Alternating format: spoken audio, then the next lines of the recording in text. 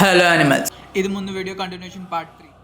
ఇంక నా కాలేజ్ డేస్కి వెళ్తే ముందుగా ఎన్సీసీతో మొదలు పెడతాం. మా కాలేజ్లో ఎన్సీసీ ఉంది కానీ నేవీ వింగ్ లేదు, ఆర్మీ ఉంది.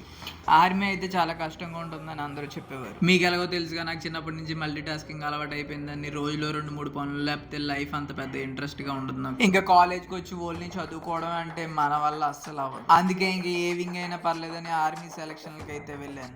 ఇక్కడ మళ్ళీ ఇంకో సమస్య వచ్చి, తీరా సెలక్షన్కి వెళ్తే అక్కడ డిప్లొమా వాళ్ళకి లేదు, ఓన్లీ బీటెక్ వాళ్ళకే ఉంది. అప్పుడు మేనేజ్మెంట్ దగ్గరికి వెళ్ళి అడిగాం.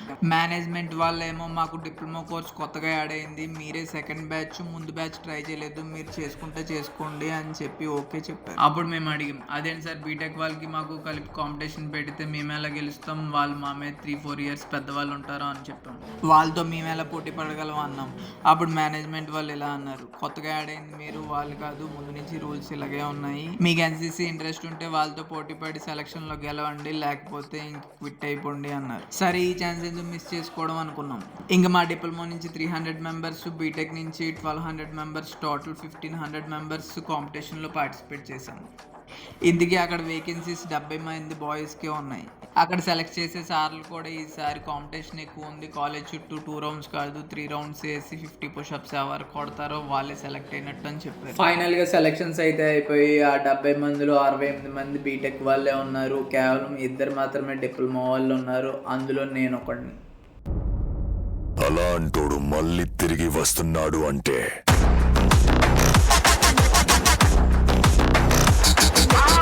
ఇంకా ఎన్సీసీలో అయితే ఎంటర్ అయ్యాను. ఇంకా క్యాంప్స్లో ఫైరింగ్ చేసేవాళ్ళం.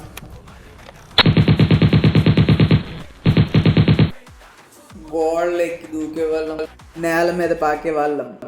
ఒక్క గ్లాస్ మంచినీళ్ళ కోసం కాలేజ్ అంతా రౌండ్ వేసేవాళ్ళం. ₹10 ఉప్మా కోసం 60 రౌండ్లు పరిగెత్తిస్తారా? యుద్ధం వచ్చినప్పుడు పరిగెత్తచ్చు కదా, ఇప్పుడు ఇచ్చేందుకు? కాలేజ్ లైఫ్లోనే అసలైంది పార్ట్ 4లో వస్తుంది, అది నెక్స్ట్ వీడియోలో వస్తుంది. బాయ్. మనకు కావాల్సింది కూడా అదేలేమ్మా.